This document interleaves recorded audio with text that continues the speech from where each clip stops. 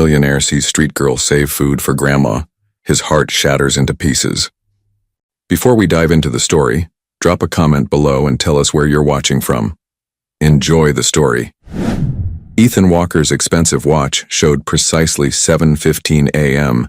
when he took his usual seat at the corner table of Pete's newsstand cafe. Saturday. Morning in downtown Los Angeles carried the same methodical rhythm as any weekday for the 32-year-old CEO. Your usual, Mr. Walker? The barista already had his black coffee prepared. Thank you, Sarah. He barely looked up from his tablet, where quarterly reports awaited review. At Walker Enterprises, weekends meant uninterrupted work time. Ethan's disciplined schedule had built his tech company into a $2 billion valuation in just 8 years. Forbes had recently featured him as the Calculator, a nickname he secretly appreciated for its accuracy. Every decision was numbers-driven, every relationship a transaction. The morning sun reflected off the glass buildings surrounding the small outdoor cafe. Ethan absently adjusted his tailored jacket, scrolling through projections for the Asian market expansion. If I eat just a little bit, maybe there'll be some left for my grandma. The whispered words, so soft they shouldn't have penetrated his bubble of concentration, somehow reached him. Ethan's finger paused mid-scroll. Across the patio, a small girl with unruly brown hair sat alone on the edge of a planter. She wore a faded yellow dress and clutched a small plate of scrambled eggs, examining it as though it contained precious gems. Something about her intense focus made Ethan look twice. She couldn't be more than 6, yet she sat unaccompanied, carefully, rationing her modest breakfast. He returned to his screen, but the numbers blurred. The child's whisper had derailed his concentration, an unprecedented occurrence. When he glanced up again, she was delicately eating one small forkful at a time, placing her fork down between bites with unusual restraint for a child. Without conscious decision, Ethan found himself standing, walking toward her.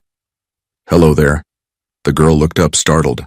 Large brown eyes met his with immediate wariness. Are you all by yourself? He asked, immediately regretting the abruptness of his question. She nodded cautiously. My grandma's sick today. I came to get breakfast. She patted a small coin purse beside her. The nice lady gave me extra eggs. Ethan shifted uncomfortably. Children weren't part of his expertise. Is your grandma nearby? 3 blocks that way. She pointed vaguely eastward. But I know the way, I'm very responsible. The pride in her voice contrasted sharply with the gravity of a 6-year-old navigating the city alone.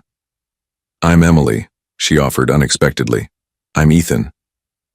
He found himself sitting on the planter beside her. Those eggs look good, but they might not be enough for both you and your grandma. Emily's face fell. I know. But it's better than nothing. Something unfamiliar twisted in Ethan's chest, an emotion he couldn't immediately categorize. How about this? He heard himself saying. What if we get some more food to take to your grandma? Would that be okay? Emily studied him with surprising intensity for a child. My grandma says not to accept things from strangers. Your grandma is very wise. Ethan nodded seriously. But I'm not a stranger anymore. I'm Ethan, remember? And you're Emily. A small smile formed on her lips. That's true, and Grandma is really hungry. As Emily carefully wrapped her remaining eggs in a napkin, Ethan realized his schedule for the day had just changed completely. The morning sun warmed Emily's small face as she led Ethan east from the cafe. Despite her size, she walked with purpose, occasionally glancing back to ensure he followed. This way, Mr. Ethan, she instructed, pointing to a narrow street lined with small shops just waking up for the day. Ethan checked his phone. 14 missed notifications already. Margaret, his executive assistant, had texted 3 times about the investor meeting on Monday. He silenced the device and slipped it into his pocket. My grandma sells flowers over there sometimes, Emily said, pointing to a small plaza where a few vendors were setting up stalls. But not when she's sick. She makes the prettiest bouquets in Los Angeles. I'm sure she does, Ethan replied, surprised by his own gentleness. He typically dispensed with small talk, valuing efficiency above social niceties. "What's your favorite food, Emily?" he asked as they waited at a crosswalk.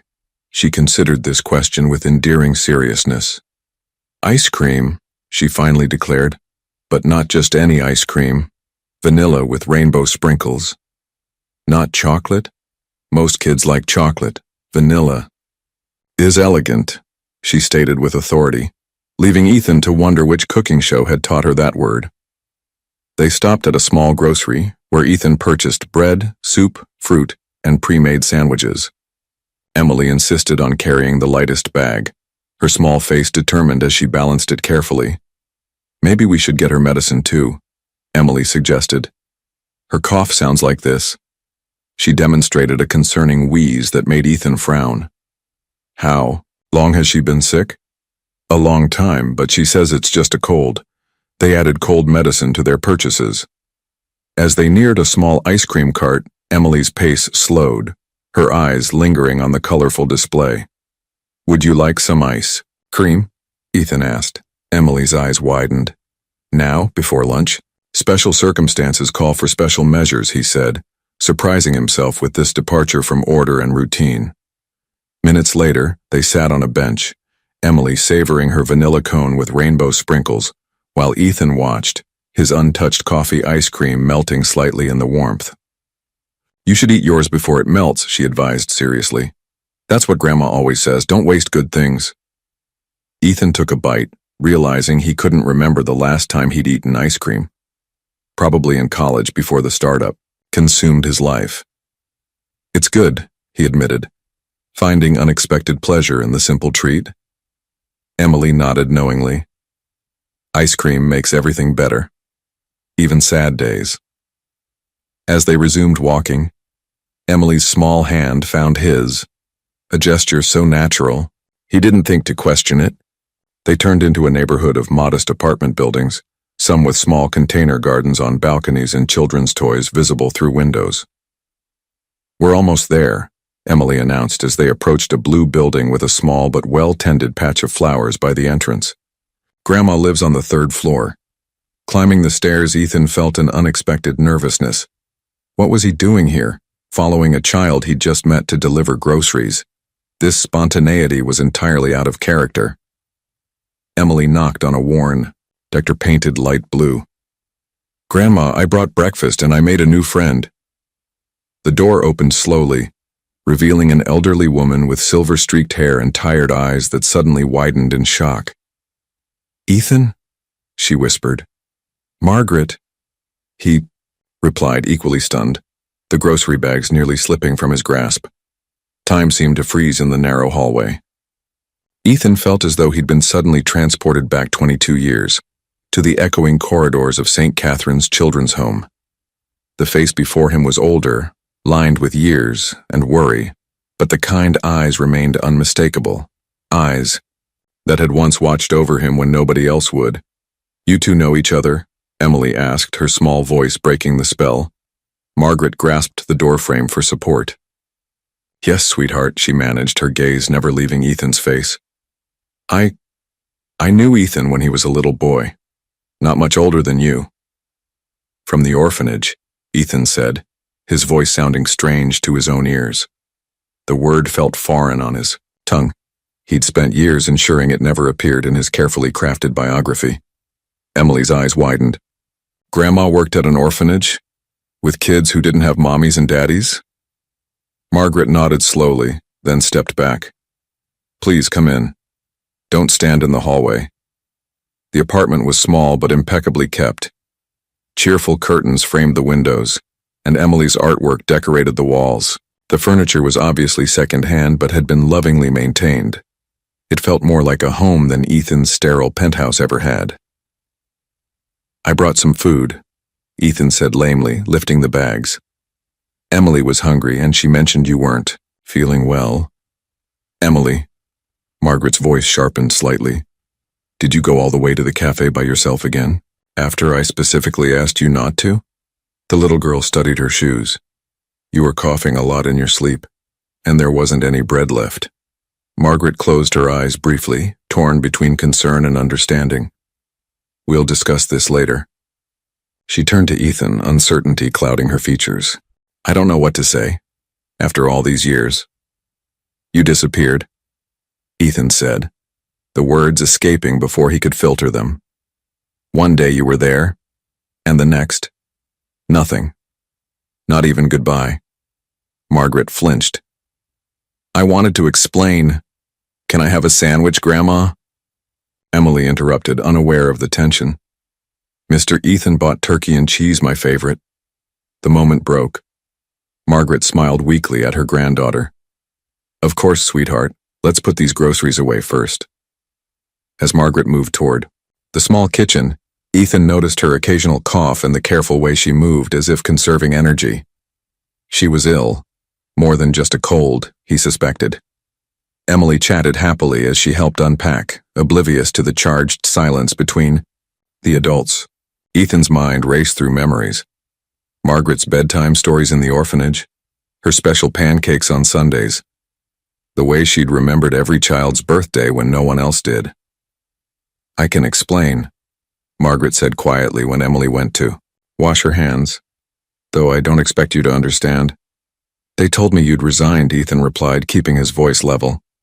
That you'd found a better opportunity. A bitter smile crossed Margaret's face. Is that what they said? I was fired, Ethan. Budget cuts. They gave me 24 hours to leave the staff housing. But you didn't say goodbye. To any of us. Margaret's eyes glistened. They wouldn't let me. Said it would disrupt the children's routine. As if vanishing would somehow be better. Before Ethan could respond, Emily returned, proudly carrying plates to the small table. Mr. Ethan is staying for lunch, right? She asked, setting a third place without waiting for an answer. Ethan glanced at Margaret, who gave a slight nod. I'd be honored, he said, surprising himself with how much he meant it. The sandwich tasted better than anything Ethan had eaten at the five-star restaurants he frequented. Perhaps it was the company. Emily dominated the conversation, flitting between topics with childish abandon. Her school, her friends, the stray cat that visited their window sometimes. Margaret spoke little, occasionally dabbing at her nose with a tissue. Her cough was concerning, a deep rattle that suggested something more serious than a cold. Why are you working today, Mr. Ethan? Emily asked suddenly. Grandma says Saturday is for fun, not work. Some people don't know how to have fun, Margaret said softly, her eyes meeting Ethan's with a knowing look. I've always enjoyed working, Ethan replied defensively. Even when you were little? Emily pressed. Ethan paused, caught off guard. Had he enjoyed anything as a child? Before the tech company, before business school, even before the foster family that eventually took him in, what had brought him joy? He used to draw, Margaret said unexpectedly. Buildings, machines, quite impressive for a 9-year-old. Ethan stared at her, stunned that she remembered. When lunch ended, Emily insisted on showing Ethan her collection of rocks and seashells. As she led him to her tiny bedroom, Margaret cleared the dishes, waving away his offer to help. Emily's room was a child's sanctuary, walls covered with her artwork, a small shelf of worn but cherished books, and a bedspread featuring cartoon dolphins. Her collection sat proudly on the windowsill, each item labeled in wobbly handwriting. This one's from the beach, she explained, holding up a smooth stone. And this shell sounds like the ocean. She held it to his ear, watching expectantly until he nodded in confirmation. Returning to the living room, they found Margaret sitting wearily on the sofa, a hand pressed to her chest. Grandma? Emily's voice held immediate concern. Just tired. Sweetheart, Margaret assured her. Why don't you read for a bit while I talk with Mr. Ethan? Once Emily was settled with a book, Margaret turned to Ethan. I appreciate the food, but you didn't need to do that. It wasn't charity, he said quickly. Small smile crossed her lips. You always were proud, Margaret. He hesitated. Your cough sounds serious. Have you seen a doctor? She looked away. Healthcare is expensive when you're between jobs. Between jobs? The restaurant where I was head chef closed 3 months. Ego. Corporate buyout. Her hands, which Ethan remembered as always busy, cooking, mending, comforting, twisted in her lap. I've been selling flowers, taking odd catering jobs. It's temporary. Ethan reached for his wallet. Let me help for old time's sake. Margaret's expression hardened. I don't want your money, Ethan. It's just help, he insisted, pulling out his checkbook. You need medical attention. What I need is my dignity, she replied firmly. I'm not looking for handouts, even from someone I once considered family. The word family hit Ethan like a physical blow. Family was a concept he'd abandoned long ago, replacing it with achievements, acquisitions, stock, options. Then what can I do? He asked, genuinely at a loss. Margaret studied him, her gaze penetrating as it had been when he was a boy trying to hide a broken rule. Why are you really here, Ethan? You've become exactly what you always wanted. Successful, wealthy, independent. What could an old woman and a child possibly offer you? Ethan had no answer. His carefully constructed world of metrics and outcomes had no formula for this situation. For the first time in years, he faced a question to which spreadsheets and algorithms provided no solution. Emily looked up from her book. Are you coming back tomorrow, Mr. Ethan? His eyes met Margaret's across the room.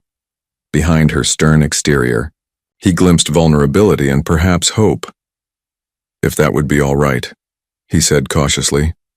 Margaret's nod was nearly imperceptible, but it was enough. The Walker Enterprises Tower dominated the Los Angeles skyline, a gleaming monument to success and innovation.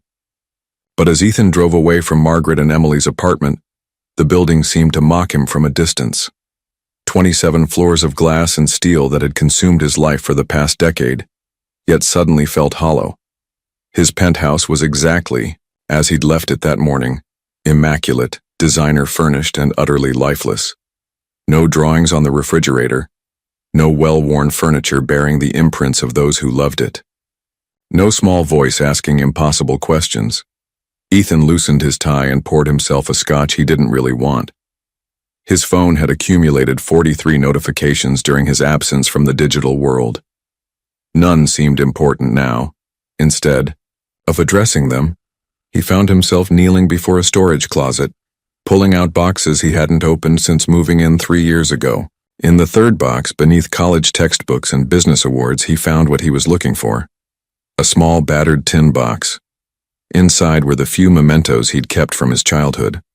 A marble, a ticket stub from his first baseball game with his foster family, and at the bottom, folded carefully, a photograph. It showed a Christmas celebration at St. Catherine's. Younger versions of children whose names he'd mostly forgotten stood around a modestly decorated tree. In the background, partially cropped, stood Margaret. She wasn't looking at the camera but at the children, her expression one of genuine affection. Ethan studied the picture, wondering when exactly he had decided that success meant severing all connections to his past. When had he determined that vulnerability was weakness? When had numbers replaced people in the equation of his life? He tucked the photo into his wallet and began searching online for information about Margaret's medical symptoms. By midnight, he had compiled a list of possible conditions, potential treatments, and specialists in the Los Angeles area. It wasn't a solution, but it was a start.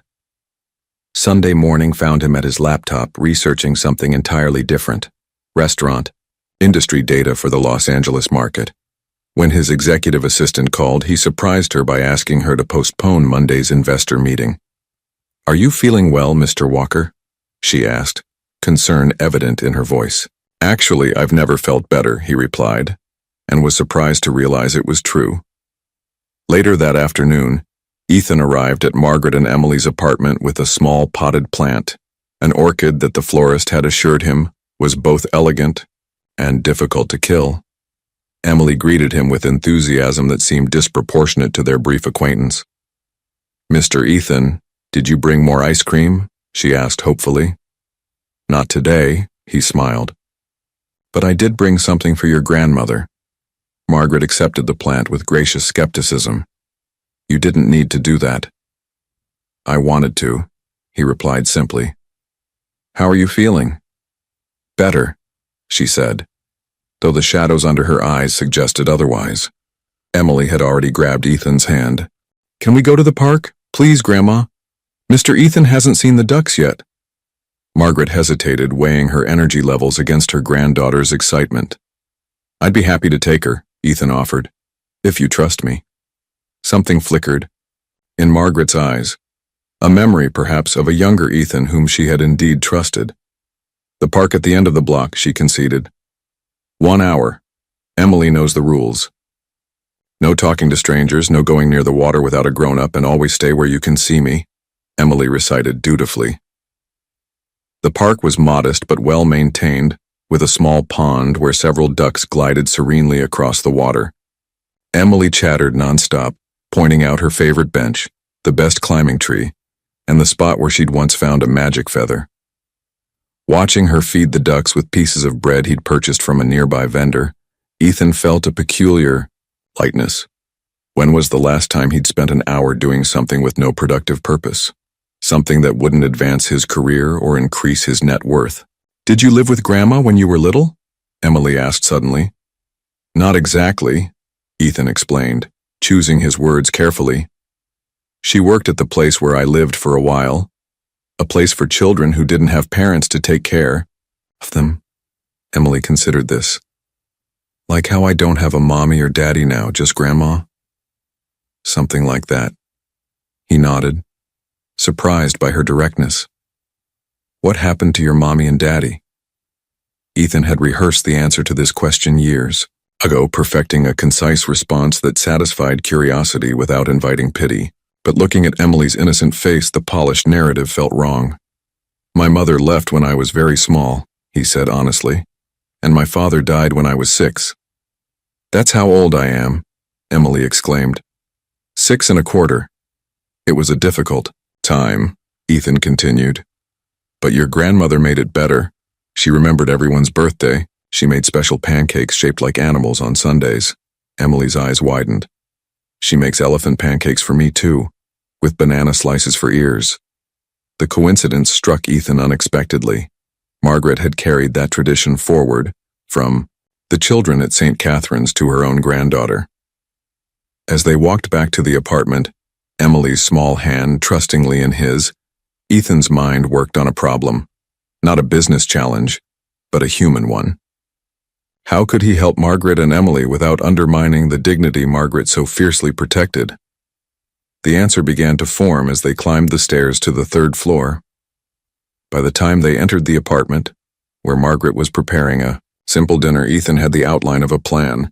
"May I help?" he asked, rolling up his sleeves without waiting for permission. Margaret raised an eyebrow but handed him a knife and a cutting board. Carrots, small pieces for the soup. They worked in comfortable silence for a few minutes. The only sounds, Emily's humming as she set the table and the rhythmic chopping of vegetables. "Your restaurant," Ethan said finally. "The one that closed. What was it like?" Margaret's hands slowed their work. La Maison Bleue, French-inspired but accessible. I was the head chef for almost 10 years. Was it successful? Before the corporate buyout? We had a loyal clientele, she said with quiet pride. Nothing fancy but good, honest food. People came back week after week. Ethan nodded, processing this information. "There's a small commercial space for lease in the downtown arts district. It used to be a cafe, but the owner retired. The kitchen is already set up." Margaret gave him a sharp look. "Why would that interest me?" "Because," Ethan said, choosing his words carefully, "I've been thinking about diversifying my investments. Restaurant properties have good returns in the right location, but I don't know the first thing about running a restaurant." "And I do," Margaret stated flatly. "You do," he agreed. "I provide the capital, you provide the expertise. A business partnership, not charity." Margaret set down her spoon, her expression unreadable. "A partnership implies equal risk and equal reward. You'd be putting in sweat equity," Ethan countered. "Your knowledge, your recipes, your management. I'd put in the financial investment. We split the profits." "I'm 63, Ethan. Starting a restaurant is a young person's game. Age brings experience. Authenticity. 2 qualities lacking in most new LA restaurants." Margaret shook her head, but Ethan could see she was considering it. And Emily? I can't work restaurant hours with a 6-year-old. We could create a space for her at the restaurant after school, Ethan suggested, and arrange the schedule around her needs. That's the advantage of being the owner rather than an employee. Emily, who had been pretending not to listen, could contain herself no longer. Our own restaurant? Really? Can I help? Too? Please, Grandma. Margaret shot Ethan a look that clearly said, "Now look what you've done." It's just an idea, he said mildly. Think about it. Later, as Ethan prepared to leave, Margaret walked him to the door, leaving Emily absorbed in a drawing of what appeared to be a very large restaurant with a rainbow over it. Why are you doing this? Margaret asked quietly, her eyes searching his face. Is it guilt? Nostalgia? Ethan considered the question carefully. When you disappeared from St. Catherine's, I felt abandoned. Again. I promised myself I'd never depend on anyone else for anything. And how has that worked out for you? He smiled ruefully. I built a billion-dollar company. I have everything I thought I wanted. But yesterday Emily showed me a rock collection, and I felt more genuinely happy than I have in years. He paused. I'm not doing this for you, Margaret. I think I'm doing it for me. Margaret studied him for a long moment, then nodded slowly. I'll think about your proposal. No promises. That's all I ask, Ethan replied, knowing that in the business world, I'll think about it was often the first step toward yes. The Walker Enterprises Tower dominated the Los Angeles skyline, a gleaming monument to success and innovation. But as Ethan drove away from Margaret and Emily's apartment, the building seemed to mock him from a distance. 27 floors of glass and steel that had consumed his life for the past decade, yet suddenly felt hollow. His penthouse was exactly as he'd left it that morning, immaculate, designer-furnished, and utterly lifeless. No drawings on the refrigerator, no well-worn furniture bearing the imprints of those who loved it. No small voice asking impossible questions. Ethan loosened his tie and poured himself a scotch he didn't really want. His phone had accumulated 43 notifications during his absence from the digital world. None seemed important now. Instead of addressing them, he found himself kneeling before a storage closet, pulling out boxes he hadn't opened since moving in 3 years ago. In the third box, beneath college textbooks and business awards, he found what he was looking for. A small, battered tin box. Inside were the few mementos he'd kept from his childhood. A marble. A ticket stub from his first baseball game with his foster family. And at the bottom, folded carefully, a photograph. It showed a Christmas celebration at St. Catherine's. Younger versions of children whose names he'd mostly forgotten stood around a modestly decorated tree. In the background, partially cropped, stood Margaret. She wasn't looking at the camera but at the children, her expression one of genuine affection. Ethan studied the picture, wondering when exactly he had decided that success meant severing all connections to his past. When had he determined that vulnerability was weakness? When had numbers replaced people in the equation of his life? He tucked the photo into his wallet and began searching online for information about Margaret's medical symptoms. By midnight, he had compiled a list of possible conditions, potential treatments, and specialists in the Los Angeles area. It wasn't a solution, but it was a start. Sunday morning found him at his laptop, researching something entirely different: restaurant, industry data for the Los Angeles market. When his executive assistant called, he surprised her by asking her to postpone Monday's investor meeting. Are you feeling well, Mr. Walker? She asked, concern evident in her voice. Actually, I've never felt better, he replied, and was surprised to realize it was true. Later that afternoon, Ethan arrived at Margaret and Emily's apartment with a small potted plant, an orchid that the florist had assured him was both elegant and difficult to kill. Emily greeted him with enthusiasm that seemed disproportionate to their brief acquaintance. Mr. Ethan, did you bring more ice cream? She asked hopefully. Not today. He smiled. But I did bring something for your grandmother. Margaret accepted the plant with gracious skepticism. You didn't need to do that. I wanted to, he replied simply. How are you feeling? Better, she said, though the shadows under her eyes suggested otherwise. Emily had already grabbed Ethan's hand. Can we go to the park? Please, Grandma? Mr. Ethan hasn't seen the ducks yet. Margaret hesitated, weighing her energy levels against her granddaughter's excitement. I'd be happy to take her, Ethan offered. If you trust me? Something flickered in Margaret's eyes, a memory perhaps of a younger Ethan whom she had indeed trusted. The park at the end of the block, she conceded. 1 hour. Emily knows the rules. No talking to strangers, no going near the water without a grown-up, and always stay where you can see me, Emily recited dutifully. The park was modest but well-maintained, with a small pond where several ducks glided serenely across the water. Emily chattered nonstop, pointing out her favorite bench, the best climbing tree, and the spot where she'd once found a magic feather.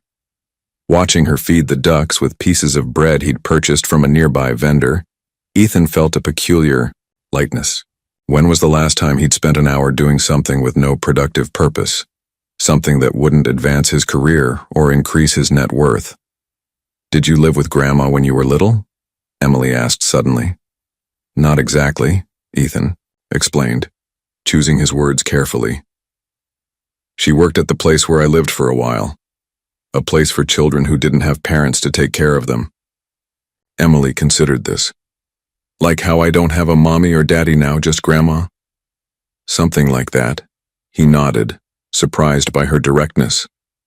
What happened to your mommy and daddy? Ethan had rehearsed the answer to this question years ago, perfecting a concise response that satisfied curiosity without inviting pity, but looking at Emily's innocent face, the polished narrative felt wrong.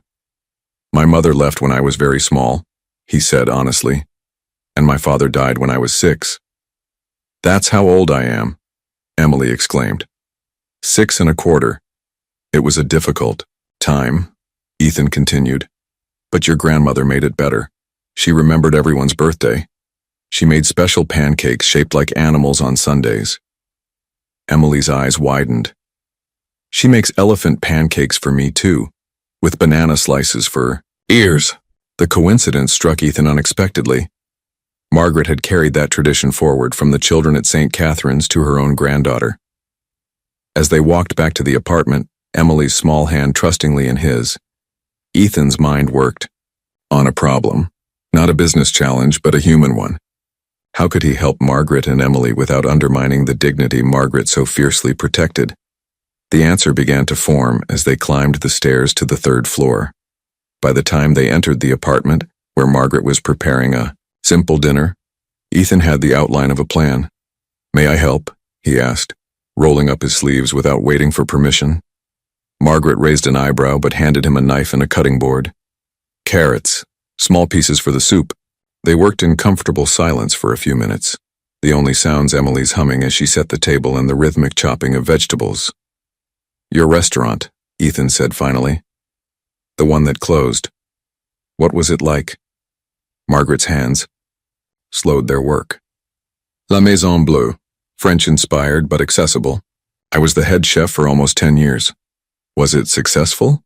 Before the corporate buyout? We had a loyal clientele, she said with quiet pride. Nothing fancy, but good, honest food. People came back week after week. Ethan nodded, processing this information. There's a small commercial space for lease in the downtown arts district. It used to be a cafe, but the owner retired. The kitchen is already set up. Margaret gave him a sharp look. Why would that interest me? Because, Ethan said, choosing his words carefully, I've been thinking about diversifying my investments. Restaurant properties have good returns in the right location. But I don't know the first thing about running a restaurant. And I do, Margaret stated flatly. You do, he agreed. I provide the capital, you provide the expertise. A business, partnership, not charity. Margaret set down her spoon, her expression unreadable. A partnership implies equal risk and equal reward. You'd be putting in sweat equity, Ethan countered. Your knowledge, your recipes, your management. I'd put in the financial investment. We split the profits. I'm 63, Ethan. Starting a restaurant is a young person's game. Age brings experience, authenticity, two qualities lacking in most new LA restaurants. Margaret shook her head, but Ethan could see she was considering it. And Emily? I can't work restaurant hours with a 6-year-old. We could create a space for her at the restaurant after school, Ethan suggested, and arrange the schedule around her needs. That's the advantage of being the owner rather than an employee. Emily, who had been pretending not to listen, could contain herself no longer. Our own restaurant? Really? Can I help too? Please, Grandma. Margaret shot Ethan a look that clearly said, "Now look what you've done."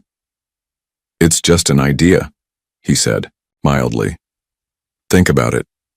Later, as Ethan prepared to leave, Margaret walked him to the door, leaving Emily absorbed in a drawing of what appeared to be a very large restaurant with a rainbow over it. Why are you doing this? Margaret asked quietly, her eyes searching his face. Is it guilt? Nostalgia? Ethan considered the question carefully. When you disappeared from St. Catherine's, I felt abandoned. Again. I promised myself I'd never depend on anyone else for anything.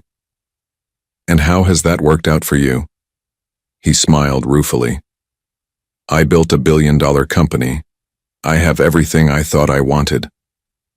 But yesterday Emily showed me a rock collection and I felt more genuinely happy than I have in years. He paused. I'm not doing this for you, Margaret. I think I'm doing it for me. Margaret studied him for a long moment, then nodded slowly. I'll think about your proposal. No promises. That's all I ask, Ethan replied, knowing that in the business world, I'll think about it was often the first step toward yes. A week passed before Margaret called.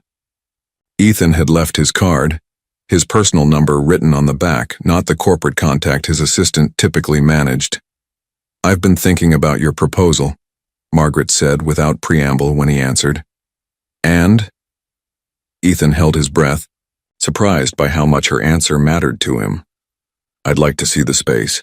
The following afternoon, Ethan met Margaret and Emily outside a storefront on Artisan Row, a revitalized street in the downtown arts district. The location had previously housed a cafe called Rosemary's that had closed when its owner retired. Its large windows faced east, catching the morning sun, while a small courtyard in back offered potential for outdoor seating. It's smaller than La Maison Bleue, Margaret observed as Ethan unlocked the door. More manageable, he countered. Lower overhead, less staff needed. Inside, dust motes danced in the sunlight streaming through windows that needed cleaning. The dining area would seat about 40 guests, while the kitchen, though compact, featured commercial-grade appliances that had been left behind by the previous owner. Emily immediately claimed a corner table. This is where I'll do my homework, she announced. And here, she pointed to a small alcove, we can put my books and crayons. Margaret moved slowly through the space, her experienced eye taking in details Ethan would never have noticed. The flow from kitchen to dining room, the positioning of the prep stations, the ventilation system. The hood needs cleaning, she said, running a finger along the stainless steel. And that refrigerator sounds like it's on its last legs. All fixable, Ethan replied. Margaret continued her inspection, opening cabinets, testing the stove burners, checking the water pressure in the sinks. Emily followed her, absorbing her grandmother's commentary with solemn attention. What would you serve here? Ethan asked, watching as Margaret made mental calculations of kitchen capacity. She considered the question. Not French like before, something more. Personal.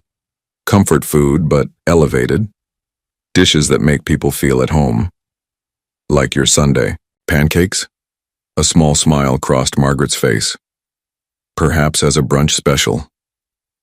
They spent nearly an hour in the empty restaurant, with Margaret noting necessary repairs and improvements. Emily had already begun decorating in her imagination, describing colorful curtains and flowers on every table. We'd need to replace the flooring, Margaret said, pointing to worn tiles. And repaint everything. Ethan made notes on his phone. What else?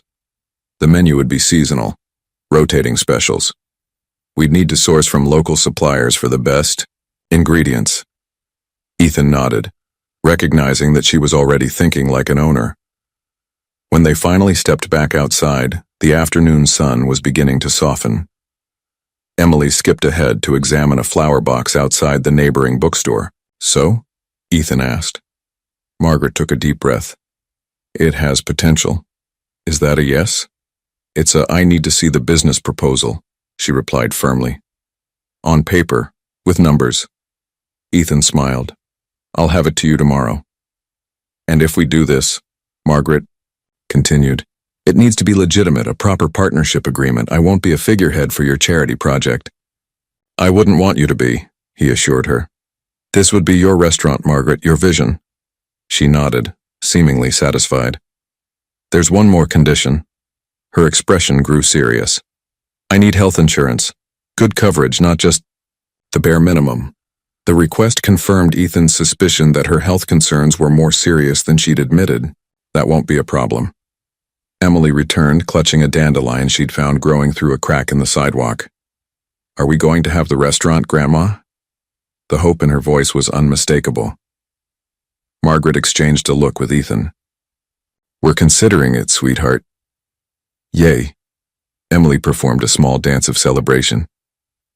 "Can we call it Margaret and Emily's?" "We'll see," her grandmother replied, but Ethan noticed she didn't dismiss the idea outright. As they walked back toward the parking lot, Emily slipped her hand into Ethan's as naturally as if she'd been doing it for years. With her other hand holding Margaret's, they formed an unexpected chain that felt somehow right. "You know," Ethan said casually, "if we do this, I'll need your help with one more thing, Emily." "What?" she asked eagerly. "I've forgotten how to have fun. Do you think you could teach me?" Emily's resulting laughter echoed down the street, bright and clear in the afternoon sunshine. A sound, Ethan realized, that had been missing from his meticulously ordered world for far too long. 3. Weeks later, the transformation of the old cafe was well underway. The floors had been replaced, walls freshly painted in warm cream with dark blue accents. Colors Margaret had selected after considerable deliberation. Ethan found himself spending mornings at Walker Enterprises and afternoons at the restaurant site, often rolling up his sleeves to work alongside the contractors. Today he was helping install pendant lights over what would become the dining area. A little to the left, Margaret directed from below, her critical eye ensuring perfect placement. Since agreeing to the partnership, she had embraced the project with unexpected vigor.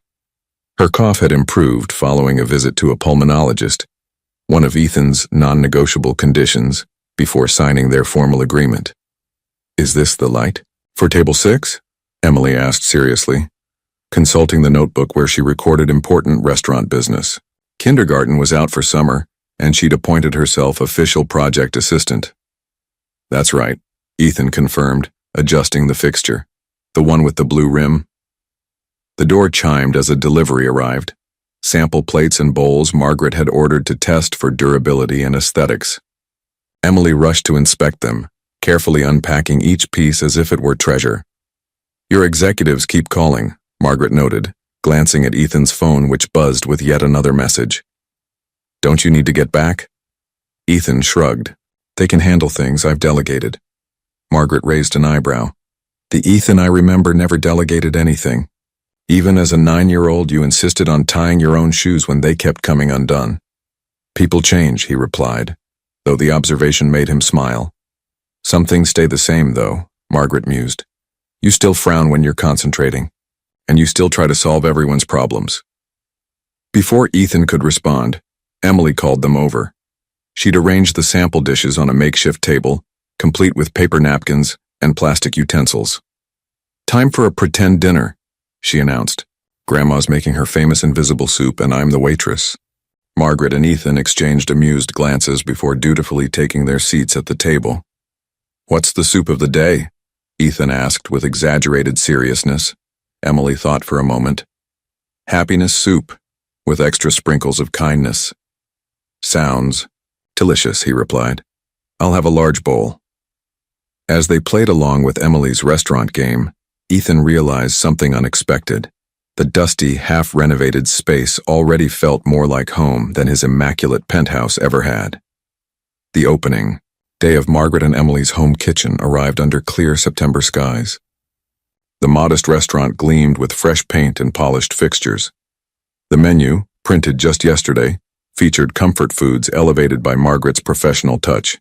Chicken pot pie with black truffle, macaroni and cheese with 3 artisanal cheeses, and of course, Sunday brunch pancakes shaped like elephants. In the kitchen, Margaret adjusted her chef's coat, a crisp white one that Ethan had insisted on having custom made with her name embroidered in blue. Her hands trembled slightly as she reviewed the prep list one final time. "What if no one comes?" she whispered, a rare moment of vulnerability breaking through her composed exterior. Ethan, dressed more casually than he'd been in public in years, khakis, and a button-down rather than his usual suit, placed a steadying hand on her shoulder. "They'll come," he assured her, "and they'll return because the food is exceptional." Emily burst into the kitchen resplendent in her custom-made junior chef apron, complete with her name and the restaurant logo, an elephant holding a spatula, designed from one of her drawings. "Grandma, Mr. Ethan, the chairs are all perfect. And I put a flower on every table." Her excitement was contagious, impossible to resist.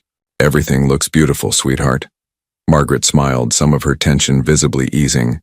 "And the special table is ready too," Emily added importantly, "with the big chair and the children's books." The special table had been Emily's insistence, a corner spot with a small bookshelf for young diners who might get restless. It was one of many touches that made the restaurant uniquely theirs. At precisely 11:00 a.m., Ethan unlocked the front door. They decided on a soft opening, lunch service only for the first week, no advertising beyond some posts in local food groups and flyers at nearby businesses. For 15 excruciating minutes, the restaurant remained empty. Margaret paced the kitchen. Emily stationed herself hopefully by the door. Ethan checked the reservation system repeatedly, though they'd expected mostly walk-ins. When the bell above the door finally chimed, announcing their first customers, an elderly couple who'd read about the opening on a community bulletin board, Emily's delighted greeting could have powered the entire block. By noon, half the tables were filled. By 1 o'clock, there was a short waiting list. Word of mouth spread quickly. A new restaurant with food that tasted like childhood memories, even if you'd never had that particular dish before.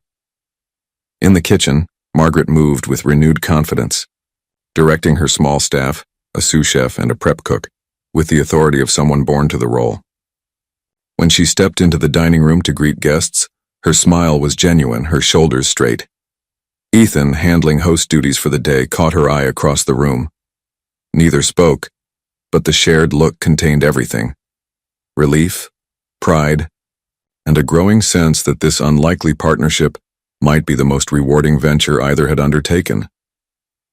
A month after opening, Margaret and Emily's home kitchen had established itself as a neighborhood favorite.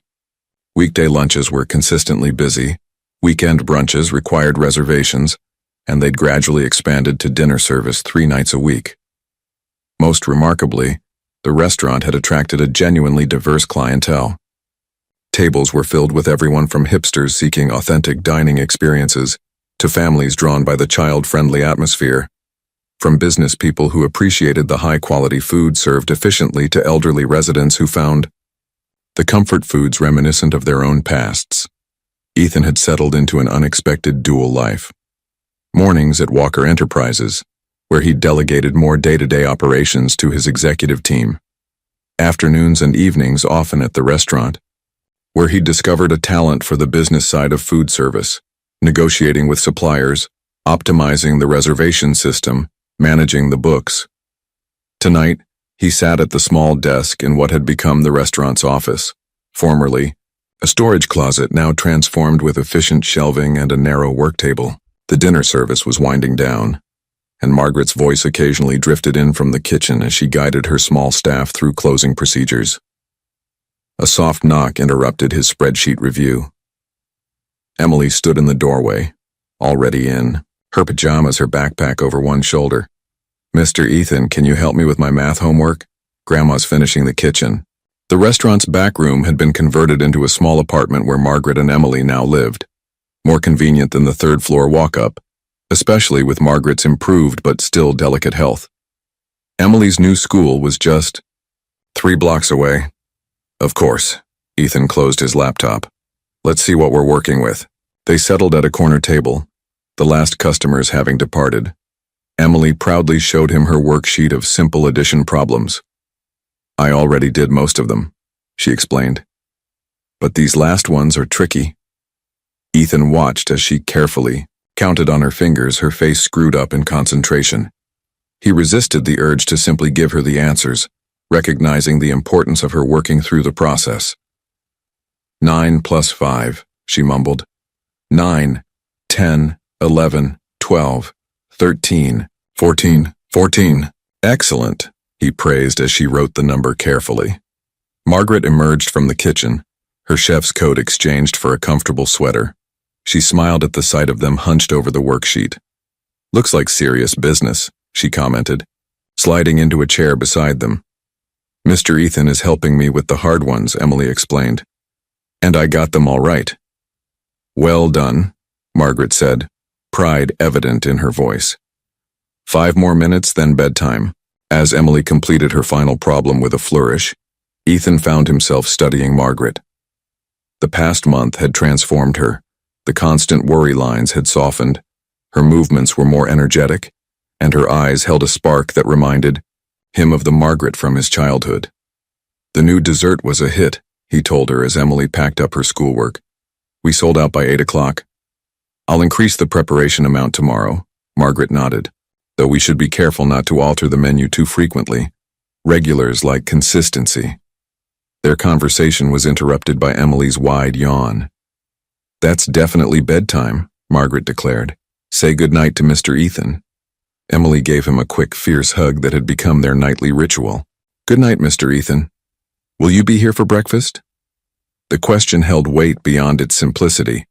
Ethan had started joining them occasionally for breakfast before school and work. Not tomorrow, he replied, feeling an odd disappointment. I have an early meeting, but I'll be here for dinner service. As Margaret led a sleepy Emily toward their apartment, Ethan returned to the office to finish the accounts. The restaurant wasn't yet breaking even, but it was on track, performing better than most new establishments at the 1-month mark.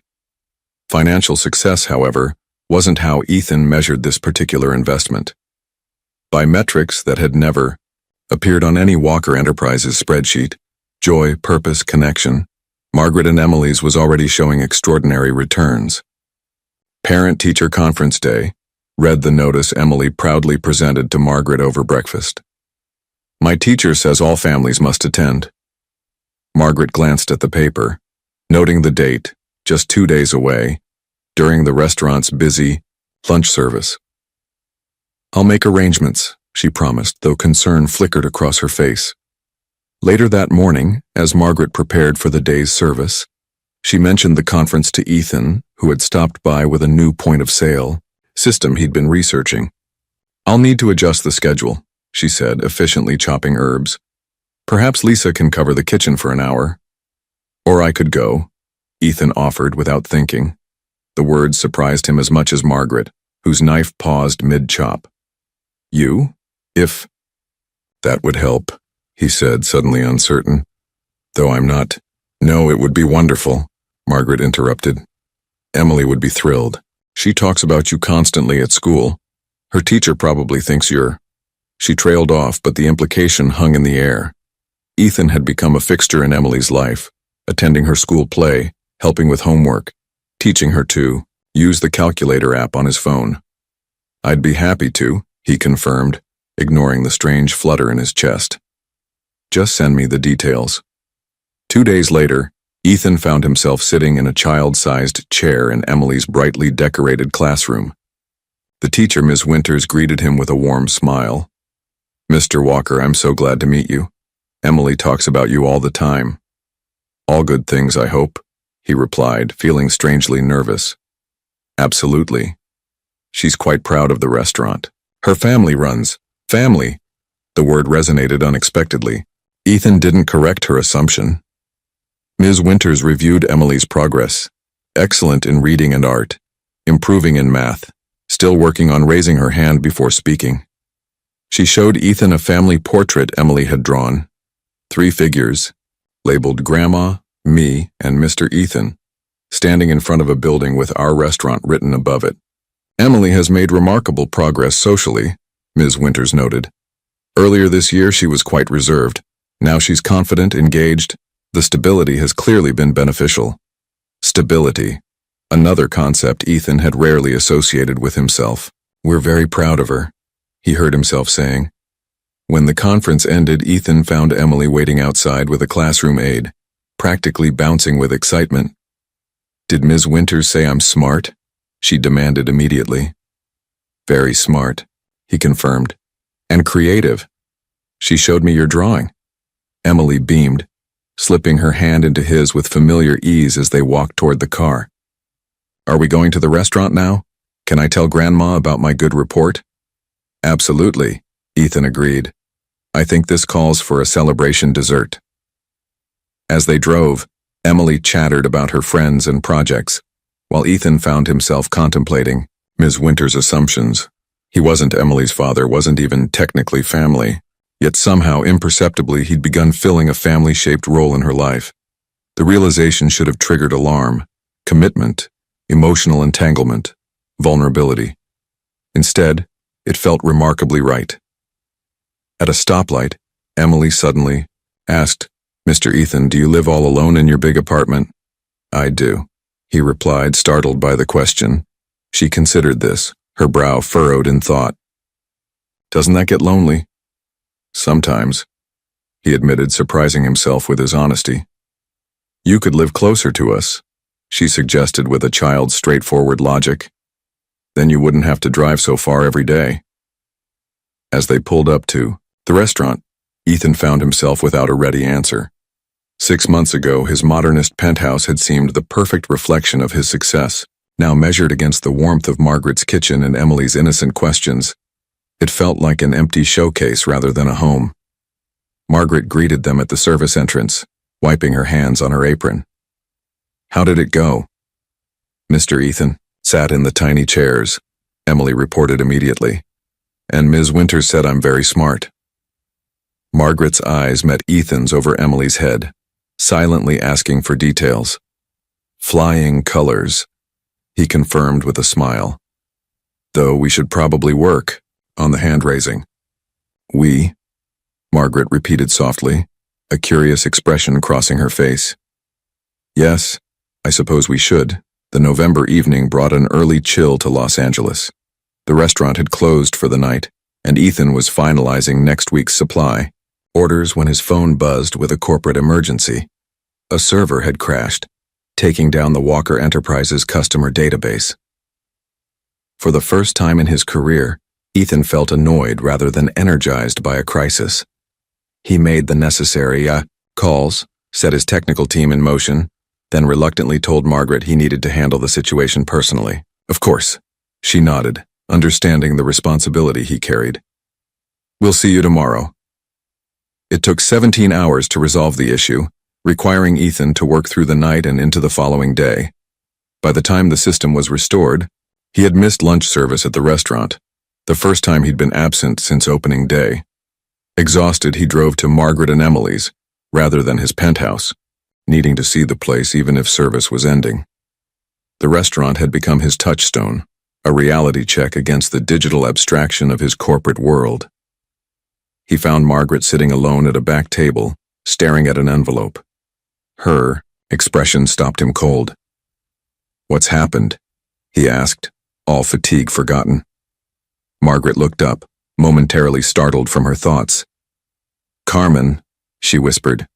She's back. Carmen? Emily's mother. My daughter. Margaret's hands trembled as she held out the envelope. She left this with one of the servers today. Ethan took the envelope gingerly. Inside was a handwritten letter and a photograph of a younger woman with Emily's eyes and Margaret's determined jawline. The letter was straightforward but emotional. Carmen explained that she had left Emily because she was fleeing an abusive relationship. Her ex-partner had threatened to harm Emily to control her, so she'd made the heartbreaking choice to disappear, believing distance would keep her daughter safe. Now, with the man imprisoned for unrelated charges, she felt it was finally safe to return. "She's been watching us," Margaret said, her voice hollow. "She saw the restaurant, saw Emily, saw you. She thinks." Margaret couldn't finish, but Ethan understood. Carmen had observed him with Emily and drawn conclusions about his role in their lives. "What are you going to do?" he asked gently. "What can I do?" Margaret's voice broke. "She's Emily's mother. She has rights. Does the letter say what she wants? To meet, to explain in person, to reconnect with Emily." Ethan sat beside her, processing the implications. "And you? What do you want?" "I want Emily to be happy," Margaret said immediately. "I want." She paused, gathering strength. "I want my daughter back. I never stopped loving her, even when I was so angry at her choices. But I'm terrified, Ethan. What if she takes Emily away? What if she disappears again?" The vulnerability in Margaret's voice struck Ethan deeply. This woman who had weathered so much, who had rebuilt her life from nothing, was facing her deepest fear. "We'll figure this out," he said firmly. "Together." "We?" Margaret looked at him, questions in her eyes. "Yes, we." Ethan took her hand, feeling the calluses from years of cooking, the strength beneath the trembling. "You're not alone in this, Margaret. But Carmen is Emily's mother and I'm someone who cares deeply about both of you," he interrupted. "Someone who isn't going anywhere." Margaret's eyes welled with tears.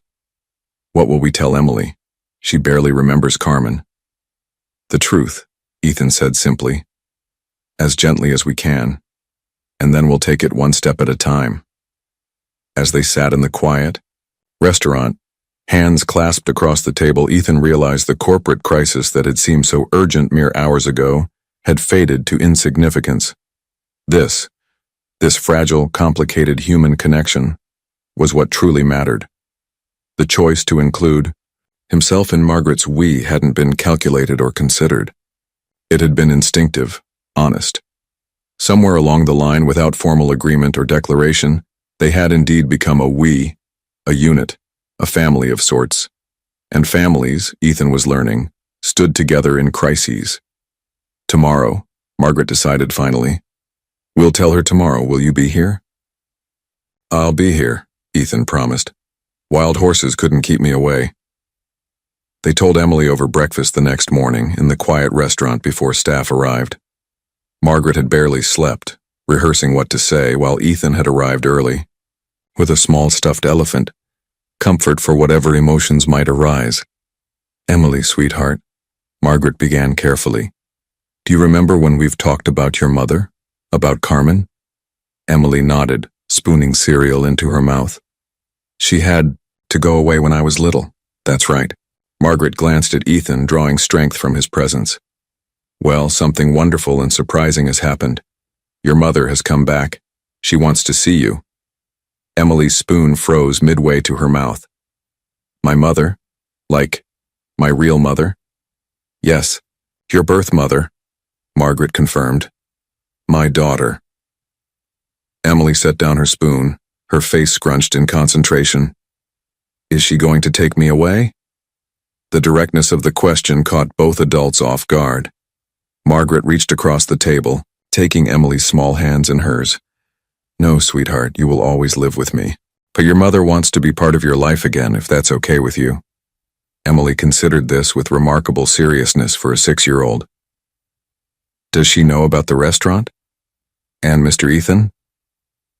"She knows about the restaurant," Ethan answered, gently. "And she's seen me with you and your grandmother." "When will I see her?" Emily asked, her voice smaller now. "Today, if you'd like," Margaret said.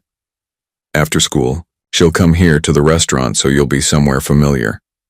Emily nodded slowly, then looked directly at Ethan. "Will you be here too?"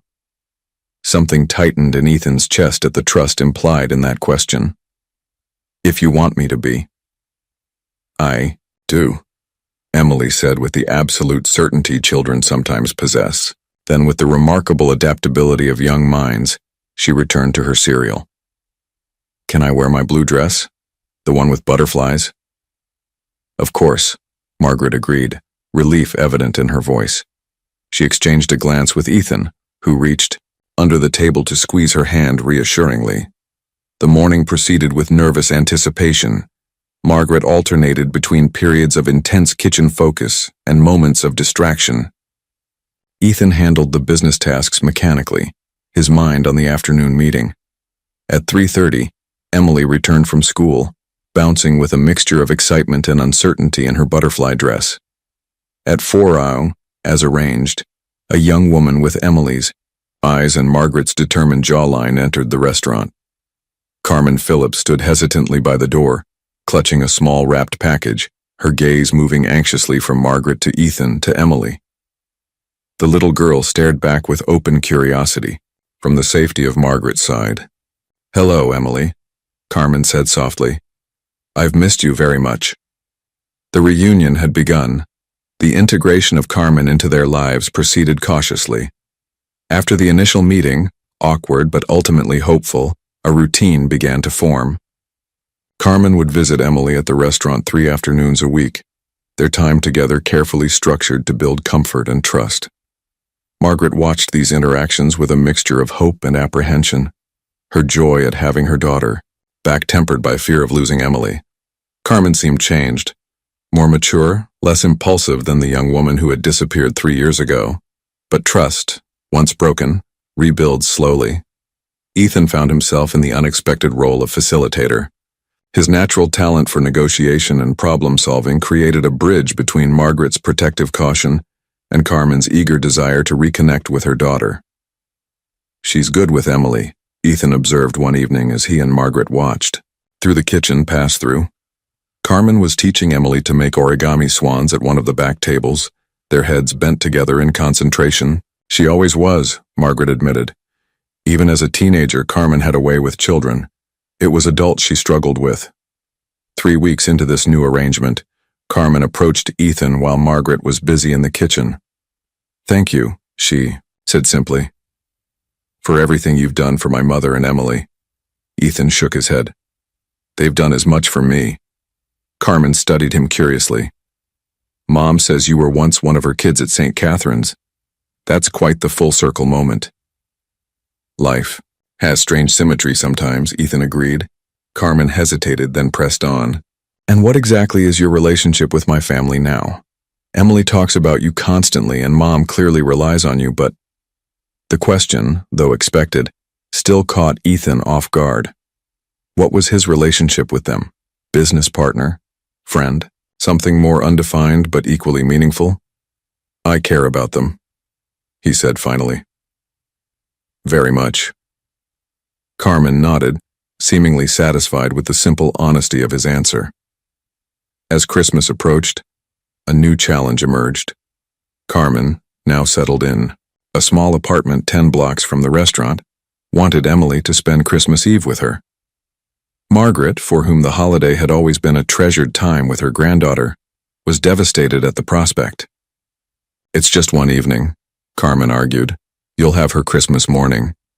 "It's our tradition," Margaret countered. "We always bake cookies for Santa on Christmas Eve." Emily, caught between the adults she loved, grew increasingly anxious about the conflict. It was Ethan who finally proposed a solution. "What if we all spend Christmas Eve together?"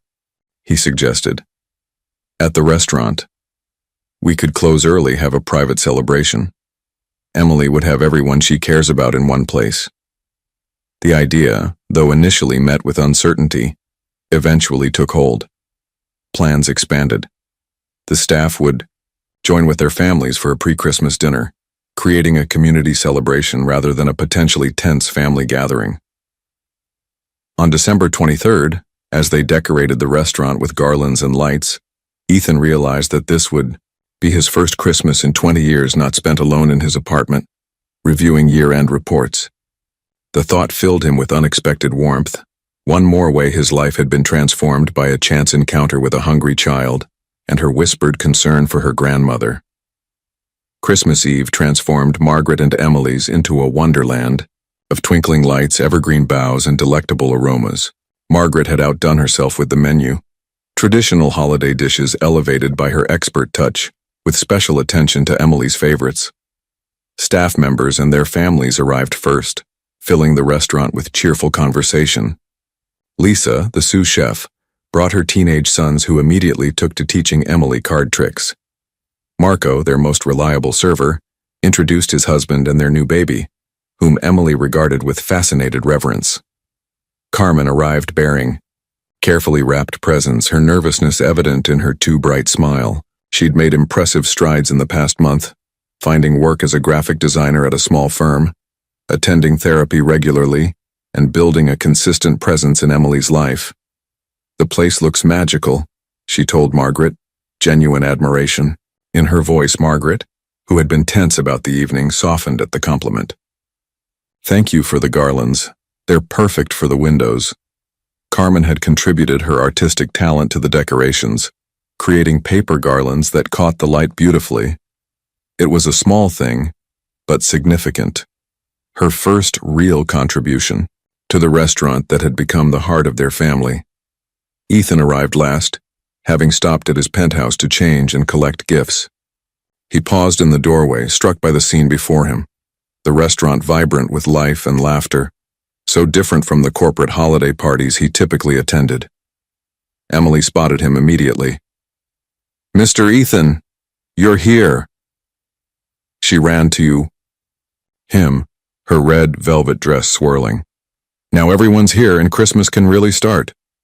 Dinner was served family style, with dishes passed around communal tables pushed together down the center of the restaurant. Margaret, finally relaxing, shared stories of Christmases past, including ones from St. Catherine's that made Ethan smile with recognition. After the meal, Emily insisted everyone gather for a special announcement. Standing on a chair, looking solemnly important, she declared, "This is the best Christmas ever because all my family is here together." Her simple statement silenced the room, its profound truth resonating with everyone present. Later, as staff began departing with leftovers and warm wishes, Ethan found himself near the small Christmas tree with Margaret and Carmen. Emily had fallen asleep on a banquette, exhausted from excitement. "Thank you," Margaret said quietly to Ethan. "This was your vision, bringing everyone together." Carmen nodded agreement. It could have been awkward and tense. Instead, it was healing. Ethan shook his head. "I just made a suggestion. You two did the hard work, finding a way forward for Emily's sake. For all our sakes," Carmen corrected gently.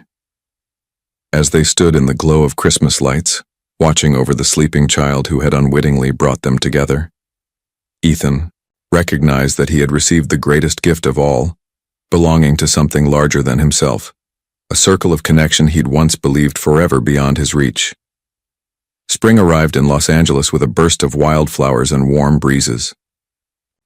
Margaret and Emily's home kitchen celebrated its 6-month anniversary with a special menu and a write-up in the local food section that praised its authentic warmth and genuinely familial atmosphere. On a Sunday morning in April, Ethan parked his car not at the restaurant but in front of a real estate office. After confirming his appointment, he followed the agent to a historic brownstone just 4 blocks from Margaret and Emily's. "The previous owner maintained it beautifully," the agent explained, unlocking the door. 3 bedrooms, original hardwood floors, and the kitchen was recently updated. Ethan walked through the rooms, picturing not sleek, modern furniture, but comfortable pieces where a 6-year-old could curl up with books. He imagined the smaller bedroom filled with Emily's art supplies, the guest room perfect for Carmen during holiday visits, the master bedroom a peaceful retreat for. He stopped, that thought reminding himself not to get ahead of reality. "I'll take it," he told the surprised agent, who hadn't even finished showing the property. Later that afternoon, Ethan arrived at the restaurant as usual for Sunday brunch. Margaret was teaching Emily to make her famous elephant pancakes, a process that involved more flour on their faces than in the batter. "Mr. Ethan," Emily called, waving a batter-covered spoon. "I'm making the pancakes myself today." I can see that, he laughed, noting the smears of batter across the kitchen counter. You're a natural chef. Margaret smiled at him over Emily's head, a soft expression that had become increasingly common between them. You're just in time. Emily insists you need to taste test her creation. I would be honored, Ethan replied with mock seriousness. As they sat together at the family table in the back, Emily proudly served misshapen but surprisingly tasty pancakes. Carmen joined them, bringing fresh strawberries from the farmer's market. The conversation flowed easily among them, plans for summer vacation mixing with ideas for seasonal menu changes. Watching them, Ethan felt a sense of completion, unlike anything his business successes had ever provided. 6 months ago, he'd stumbled into this makeshift family through a chance encounter with a hungry child. Now, he couldn't imagine life without them. When Emily dashed off to get her latest school art project, Ethan cleared his throat nervously. I've been thinking, he began, addressing both Margaret and Carmen. My penthouse is ridiculously far from here, and I spend most of my time at the restaurant anyway. Margaret watched him with curious eyes, while Carmen hid a knowing smile behind her coffee cup. I've purchased a house nearby, he continued. It's more space than I need, really. 3 bedrooms, a garden. He trailed off, suddenly uncertain. Margaret reached across the table, taking his hand. Are you asking what I think you're asking, Ethan? I'm asking if you might consider a new arrangement. All of us. A real home. Carmen discreetly excused herself as Margaret's eyes filled with tears. You know, Margaret said softly. For someone so successful in business, you're remarkably indirect about personal matters. Ethan laughed, a weight lifting from his chest. Is that a yes? It's a we should tell Emily together, Margaret replied, squeezing his hand. As Emily returned, sketchbook in hand, Ethan realized the most valuable investment he'd ever made wasn't in tech stocks or restaurant properties. It was in the simple, profound currency of love, a whispered concern for someone hungry and the courage to listen when it mattered most.